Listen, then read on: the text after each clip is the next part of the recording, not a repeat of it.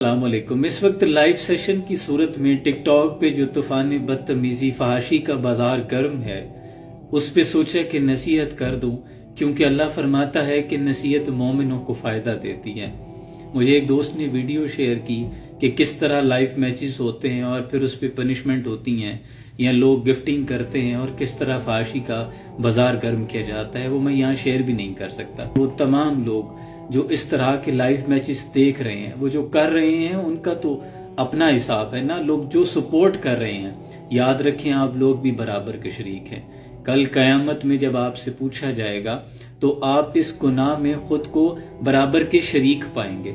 और दुनिया बहुत थोड़ी है, 60 years ऑफ लाइफ और एक तरफ 1000 गैलेक्शन years ऑफ लाइफ, इन्फिनिटी है, ना खत्म होने वाली जिंदगी का सौदा इतनी छोटी सी जिंदगी के साथ करें। चंद पैसों के एवज आप अपनी आखिरत तबाह करें।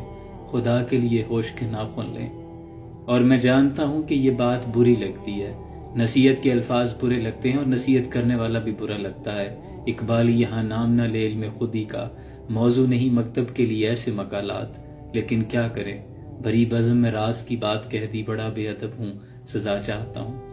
अल्लाह नेकी और हक के रास्ते पर चलने की तौफीक अता फरमाए। सलाम पहुंचे।